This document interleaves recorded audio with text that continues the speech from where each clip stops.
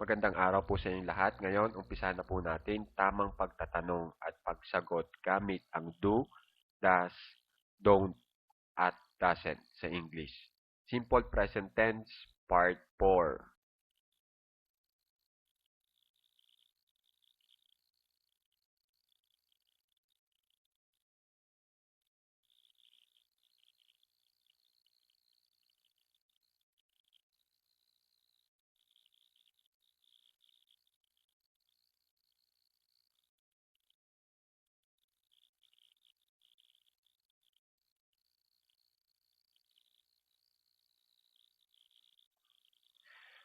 Okay po, mag-umpisa na po tayo. Ngayon, alamin natin kung ano ba talaga ang ibig sabihin ng do o does kapag gagamitin natin sa pagtatanong.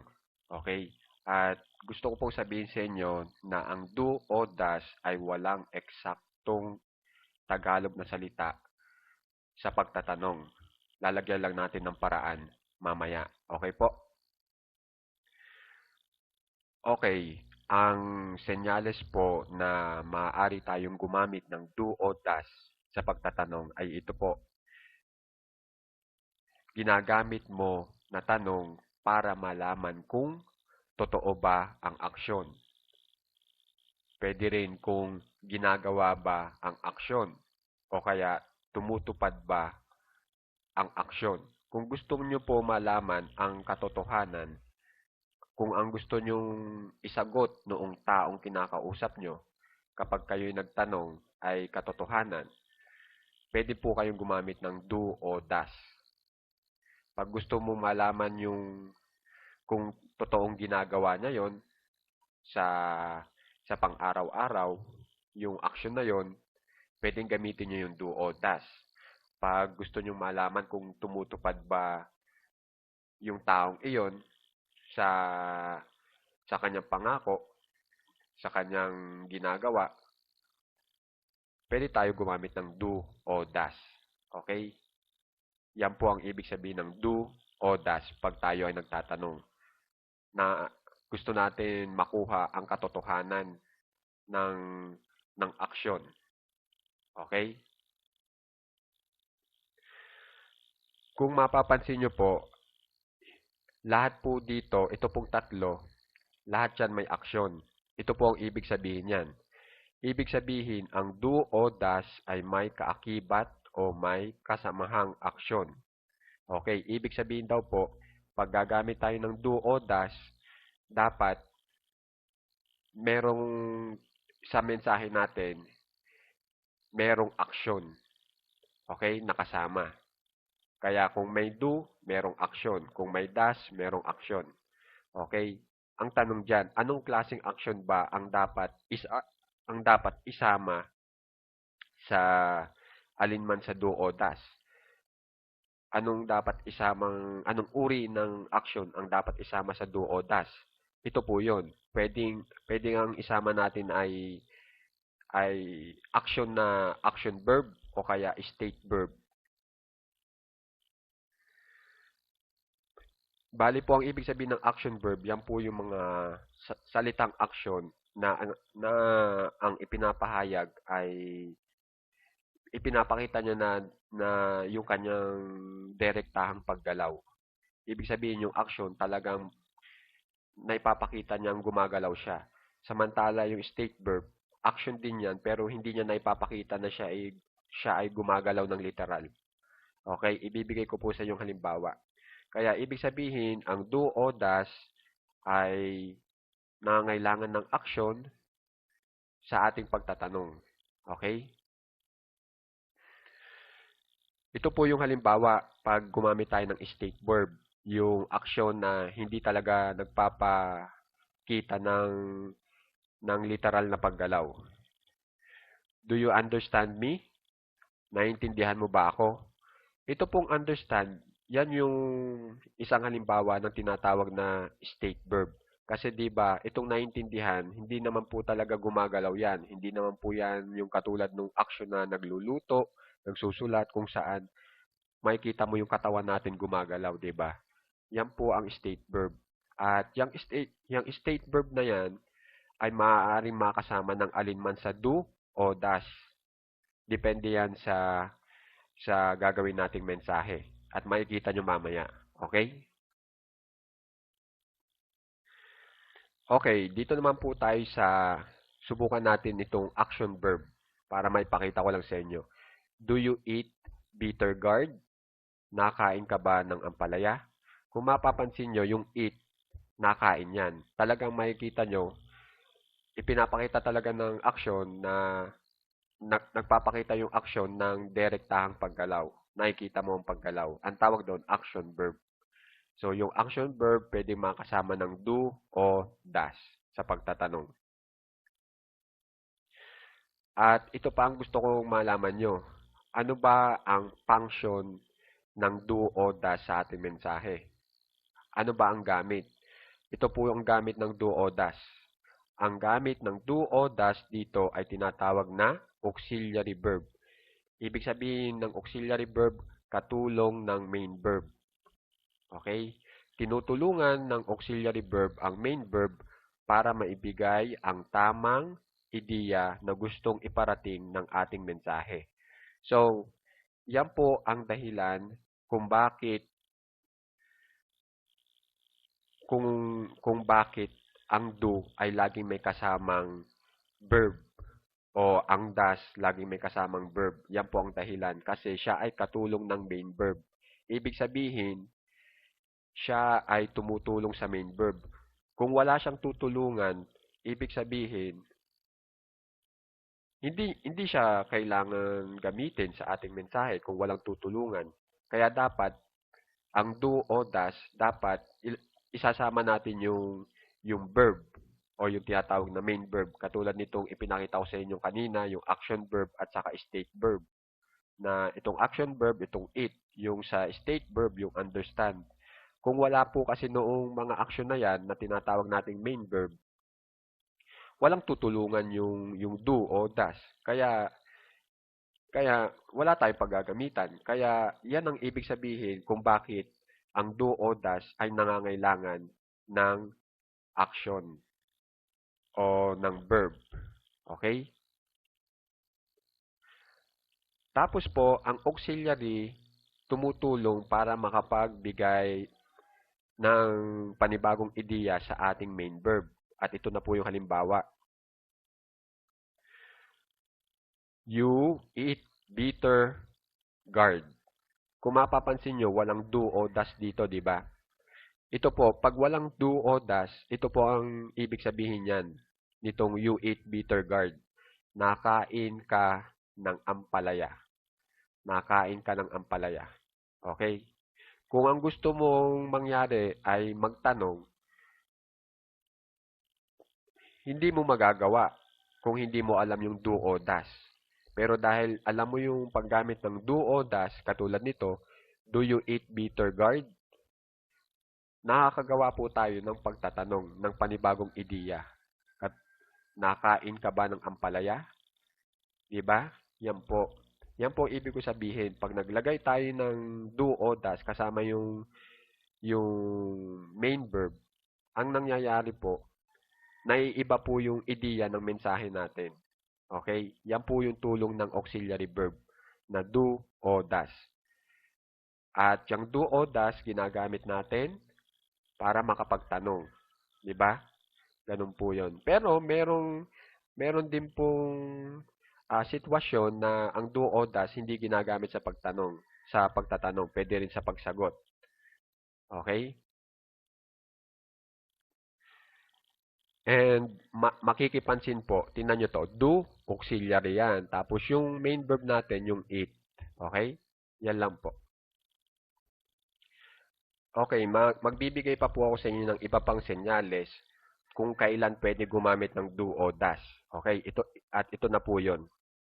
Ang do o does ay pwede lang magamit sa pagtatanong kung ang subject natin sa mensahe ay naka-active voice.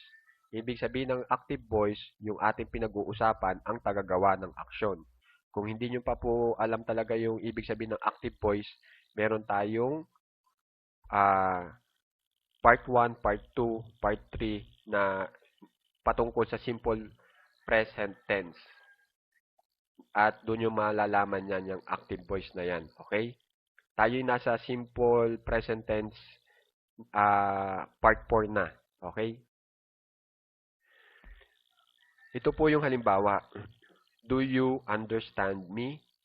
Bali, ito, sa Tagalog, naintindihan mo ba ako? Bali, ang umiintindi po dito na tao ay ito pong mo. Di ba? At itong mensahe natin ay patungkol sa taong yan, dyan sa salitang mo. Yang taong gumagamit ng mo. At kung mapapansin nyo, yang mo, yan yung umiintindi.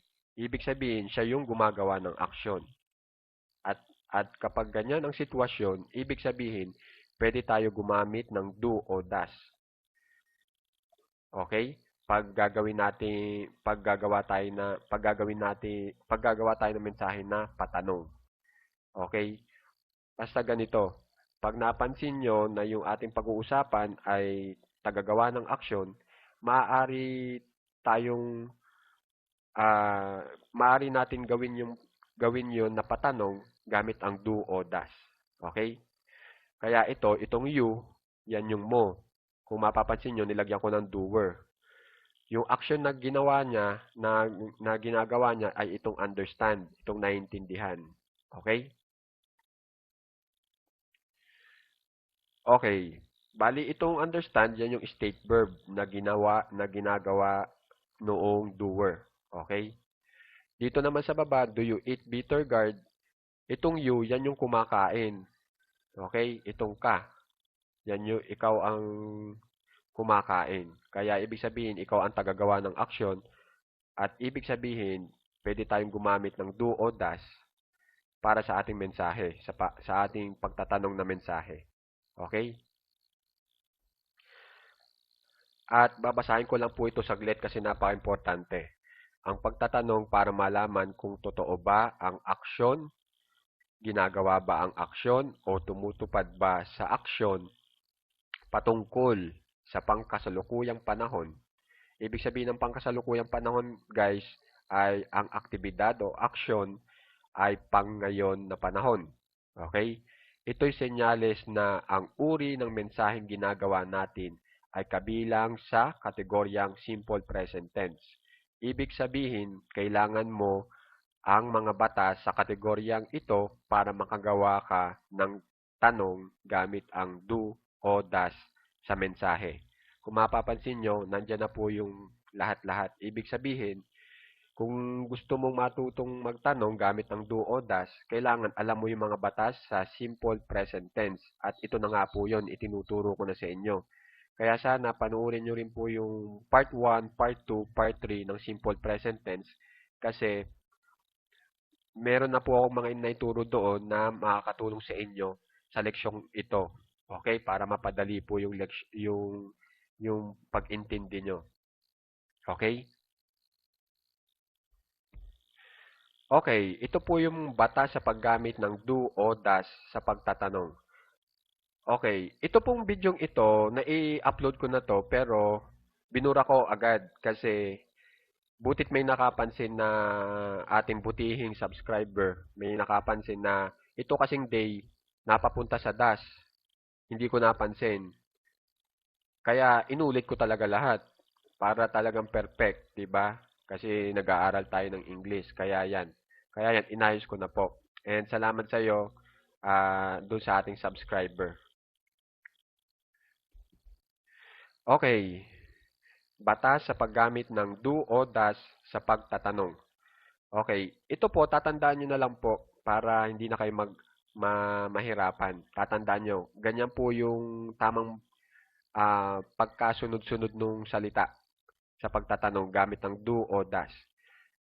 At ito po yung mga subject pronoun, itong I, we, you, and they. Ito po yung mga Tagalog nila. I, ko o ako, we, nyo o sila, you, mo o ka, they, nila o sila. Kung mapapansin nyo, nilagay ko na rin kung naka-singular, plural, at saka naka-first person ba o naka-second person o kaya naka-third person. Bali, yung mga first person, second person, third person, ipinaliwanag ko na po yan doon sa part 2 ng simple present tense. Kaya makikitingnan nyo na lang po para mas maintindihan nyo pa. Yung singular, ibig sabihin niyan, pang-isahan na tao. Yung plural, pang-maramihan na tao o bagay. Yung singular, pang-isahang tao o bagay. Yung plural, pang-maramihang tao o bagay. Okay? Bali, ito po yung tamang kombinasyon. Do, I, do we, do you, do they. Okay? Pagdating naman sa does he, does she, does it. Okay po? Kung mapapansin nyo, itong they, third person siya, pero hindi natin nilagay sa does kasi naka-plural siya. Kapag ang bilang po nung ating pinag-uusapan ay marami, plural, ang dapat pong gamitin ay do, hindi does. Okay? Kung mapapansin nyo itong sa does, puro third person yan. Pero lahat sila singular. Pag ganyan ang sitwasyon, does po ang gagamitin natin. Okay? Ito namang I at saka we, itong I at saka you, kung mapapansin nyo, singular nga, pero naka first person. Pag ganun ang sitwasyon, do ang ating gagamitin. Pag sa you naman, second person, singular, laging do yan. Okay? Okay, para hindi po kayo malito, ito isa pang senyales o dapat yung tandaan kasi importante. Ang main verb ng do o does sa pagtatanong ay dapat laging naka-plain form o naka-base form ang spelling. Ibig sabihin, yung action natin, dapat ang spelling ay nasa original na spelling. Katulad nito, do you eat bitter gourd? Itong eat, E-A-T, yan po yung original na spelling. Okay, yan daw dapat ang spelling ng ating action kapag nagamit tayo ng do o does. Kaya tama. Ito ang mali. Do you eat bitter gourd? Yung nilagyan natin ng S. Mali po yun. Okay? Pag nagtatanong. Okay? Palitan natin to.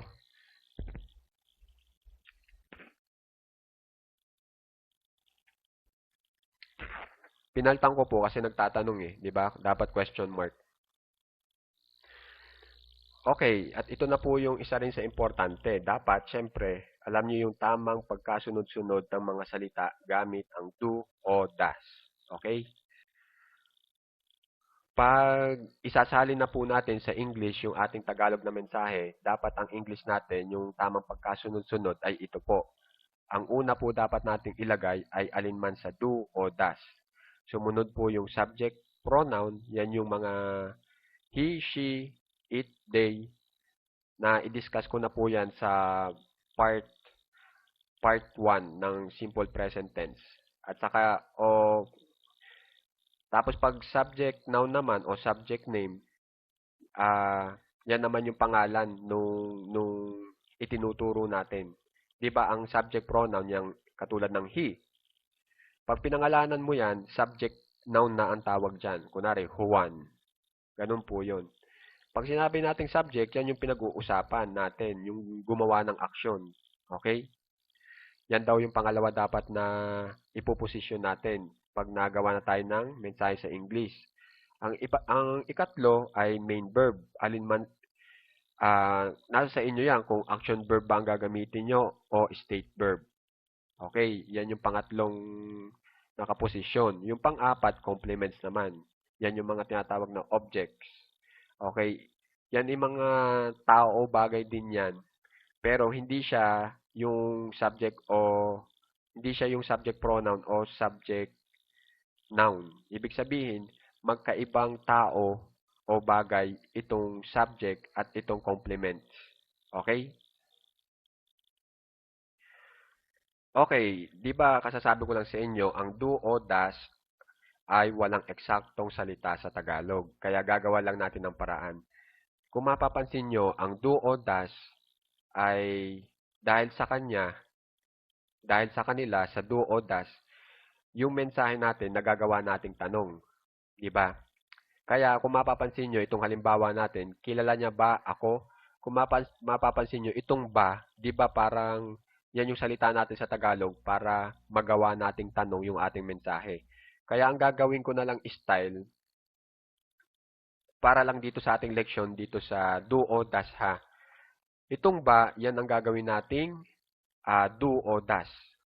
Okay? Pero uunahan ko na kayo. Yang ba, pwede rin niyang gamiting is o are o iba pang salita sa pagtatanong. Pero dito sa leksyon natin, gagawin natin yung do o das. Kasi ang pinag-uusapan naman natin ay pagtatanong gamit ang do o das. Okay? At saka alam nyo na naman yung mga senyales sa paggamit ng do o das. Kasasabi ko lang kanina. Okay? Okay, umpisa na po natin. Kilala niya ba ako? Ang una po daw natin dapat isalin ay yung do o das. Di ba? Number 1. Ang do o das dyan ay itong ba. Kasi di ba nga, ang ba ay yan ang dahilan kung bakit yung mensahe natin sa Tagalog ay naging tanong. Kasi ganun din naman po yung do o das. Kaya yung mensahe natin sa English naging tanong, gawa niyang do o das na yan. Kaya yung do o das na yan, gagawin natin katumbas ng ba. Okay? Tapos, edi yan na. Das ang nilagay natin kasi niya ang ginamit mong subject. Itong number 2, niya. Di ba ang niya ay pwedeng he o she. Ang ginamit natin ay she, ibig sabihin babae. Ang babae yung ating pinatutungkulan. At yung she at saka das, yan ang tamang magkapareha. Pag ang pinag-uusapan ay yung ating subject at ang ating auxiliary verb. Okay? So, yung ba, das. Yung number 2 niya, she. Ang pangatlo daw ay main verb. Ito, kilala. Itong kilala, ang uri ng kanyang pagka-action ay state verb. Kasi, no. Ibig sabihin niyan, hindi naman nagpapahayag o nagpapakita ng direktahang paggalaw. Okay? So, does she know? Saka pa yung complement, yung sinasabi ko sa inyong iba pang tao o bagay na nasa mensahe. Okay? At ito yon, ako, for, me. Kilala niya ba ako? Does she know me?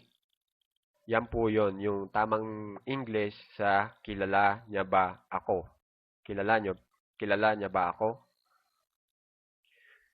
At pansinin nyo, ito naman po yung nilagay ko na naman po dito. Sa kilala, main verb, state verb po yung uri. Yung sa niya, subject pronoun, yung ba, das, yung ako, complement. Okay? Dito naman po tayo sa pangalawang halimbawa. Nagsasalita ba sila ng English? So, una muna, yung ba. Do. Do ang nilagay ko kasi yung ating subject pronoun ay sila. They. Diba? Pinatanda ko sa inyo yung do, they, sila magkaparehas. Kaya yung sila, number 2, they. Pangalawa. Okay, ito yon, subject pronoun. Ang pangatlo raw ay main verb, nagsasalita. Kung mapapansin nyo, nagsasalita ay bumubuka ang ating bibig. Kaya nagpapakita talaga ng paggalaw. Kaya yan, ang tawag doon ay action verb. Kaya AB. Okay? Yan. Do they speak? Nagsasalita, speak. Then, saka pa yung complement. Yung bagay. Okay? English. O idea. Okay? Idea. Basta ang complement, pwedeng tao, bagay, hayop, o halaman, idea, mga ganyan po yan. Okay? English. Do they speak English? Nagsasalita ba sila ng English? Okay po. Okay, at saka meron akong gustong ipaliwanag.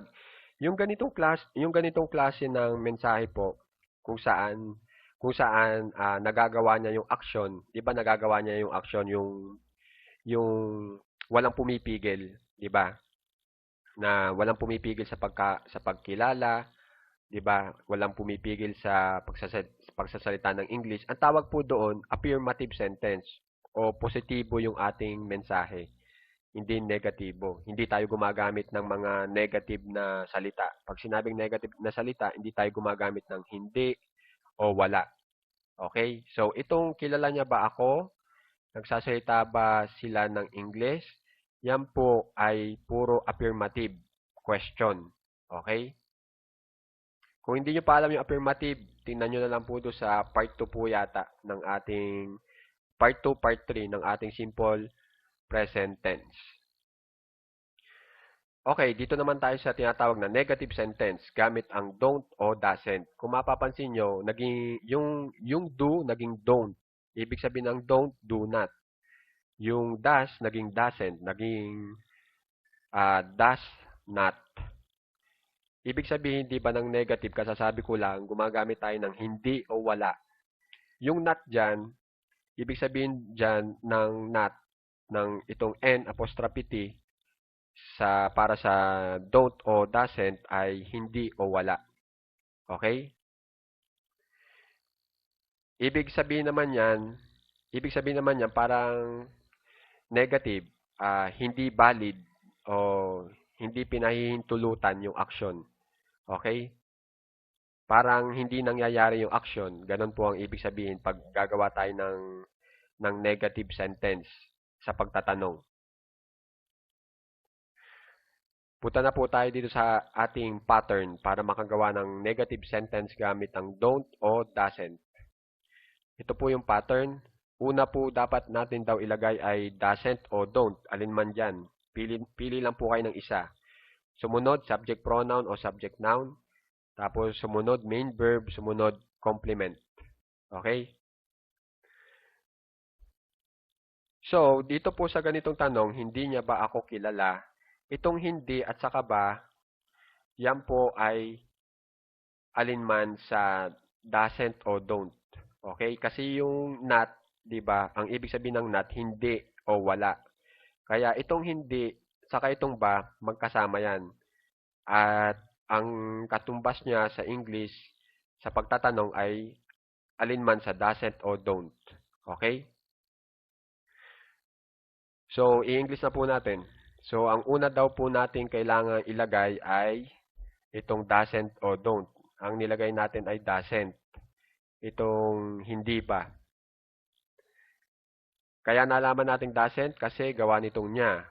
'Di ba? Alinman sa he o she. Babae ang ginamit natin kaya she sa number 2. Subject pronoun. Tapos ang pangatlo ay main verb. Kilala. Know. Tapos pang-apat yung complement na ako, me. Doesn't she know me? Hindi niya ba ako kilala? Okay? Okay, nalaman nyo na yung unang pattern pag gagamit tayo ng don't o doesn't. Meron pang isa pang pattern na pwede tayong gumamit ng don't o doesn't pero sa ibang pagkasunod-sunod ng mga salita. At ito po yun. Pwedeng subject pronoun muna o subject noun. Alin man dyan kung anong klaseng gagamitin yung subject. Sumunod pa yung doesn't o don't. Kung mapapansin nyo, nasa pangalawa ng posisyon. Hindi na nasa unahan. Doesn't o don't, alin man dyan, tapos main verb, tapos complement. Ito, subukan natin. Hindi niya ba ako kilala? Ang iuna daw natin ay alin man sa subject pronoun o subject noun. E di, itong niya, she. Tapos sumunod yung doesn't o don't. Siyempre, yung doesn't, kasi she yung ating subject. Doesn't. Okay? Ayun. Tapos sumunod, main verb. Kilala. No. Then, saka pa yung complement na ako. Me. She doesn't know me. She doesn't know me. Tama rin po yan. Kaya, ibig sabihin, pag gagamit tayo ng don't o doesn't, meron tayong dalawang pattern para maisalin sa English yan sa pagtatanong. Okay? Okay. Ipakita ko naman po dito yung itong doesn't o don't. Ang ibig sabihin naman ay wala. Okay? Wala bang. Yan, wala bang. Okay? Ito po yon doesn't o don't, tapos sumunod ay subject pronoun o subject noun, tapos ay main verb, tapos ay complement. Okay? Yan ang magkakasunod pag gagamit tayo ng wala bang para sa doesn't o don't. Okay? Okay guys, ito ay napaka-importante, dapat tandaan nyo na. Okay?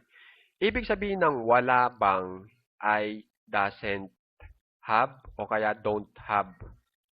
Kaya kung mapapansin nyo, itong wala, 1 and 3. Ibig sabihin, nandyan yung 1, itong doesn't o don't. Kasi di ba ang ibig sabihin ng doesn't o don't, hindi o wala. Eh, di ba gumamit tayo ng salitang wala? Kaya nandyan yan. Yang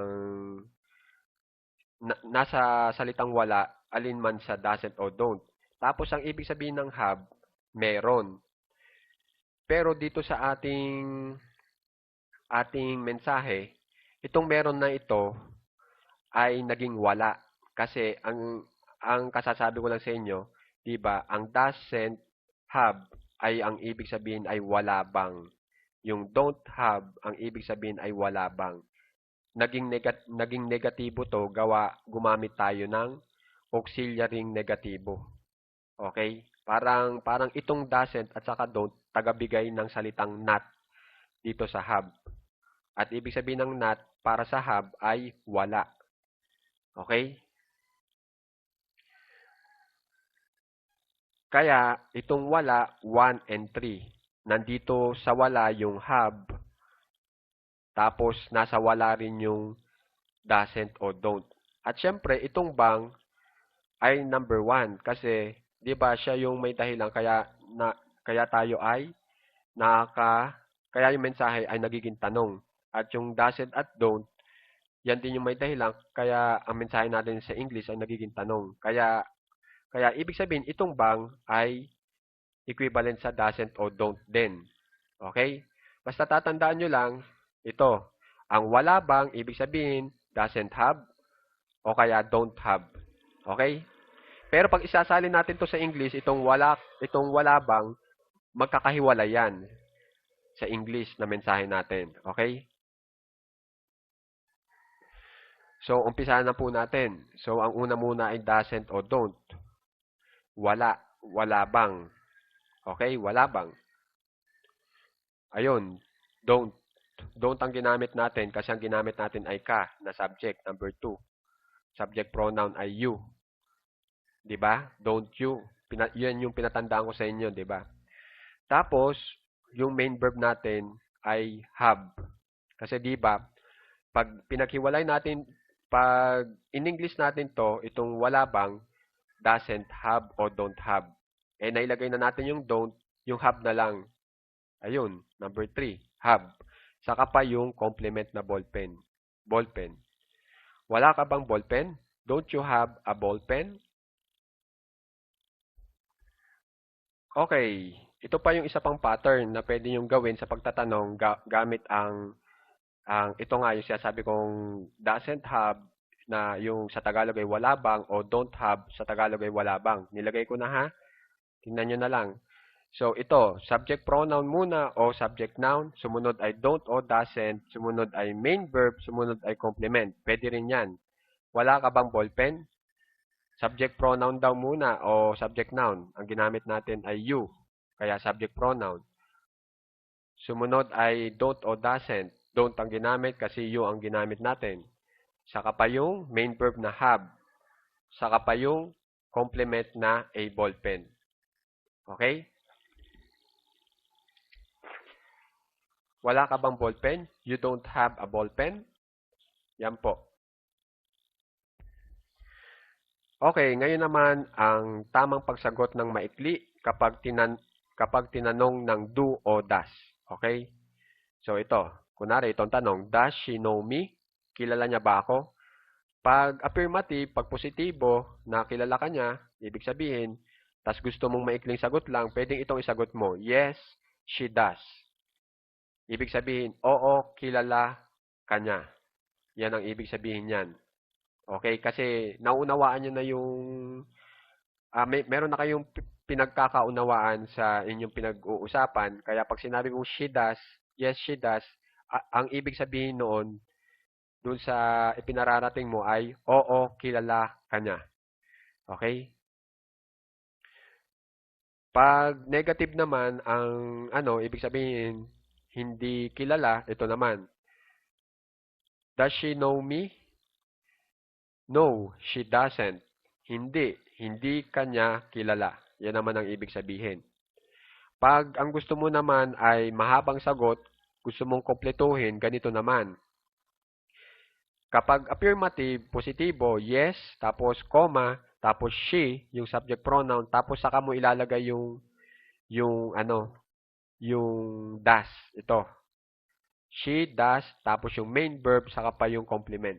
Okay? Yes, she does know you. Oo, kilala ka niya. Okay? Pag negative naman, no, tapos comma, tapos yung subject pronoun natin, tapos yung doesn't, kasi she ang ginamit natin. Tapos yung main verb, tapos yung sumunod yung complement. No, she doesn't know you. Hindi, hindi kanya kilala. Okay? Ganyan po yung tamang pagsagot. Okay, hindi ko po kasi nakumpleto yung tamang pagsagot sa maikli kasi iiba-ibahin natin ang tanong na yon kung gusto natin iayon. So, maikitanda na lang po ito, itong mga tamang pagsagot sa maikling paraan. Magkasama ang subject pronoun at yung does o don't. Pag affirmative, pwedeng sabihin nyo, yes, she does. Yes, he does. Yes, it does. Yes, they do. Yes, I do. Yes, you do. Pag negative naman po, pwedeng no, she doesn't. No, he doesn't. No, it doesn't. No, they don't. No, I don't. No, you don't. Okay?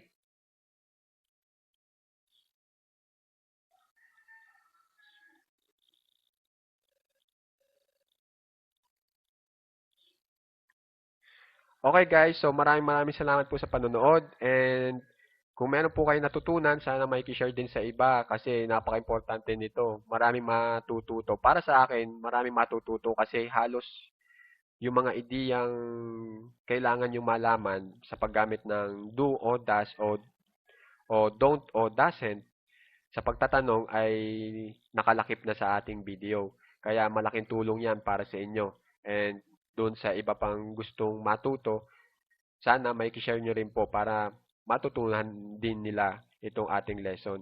So, take care na lang po muna at wag lalabas kasi alam niyo naman ang sitwasyon ngayon. So, maraming salamat po at salamat po sa panonood. Talagang pinalalakas niyo yung loob ko pag nakikita kong at least may nanonood po sa ating channel. Thank you po.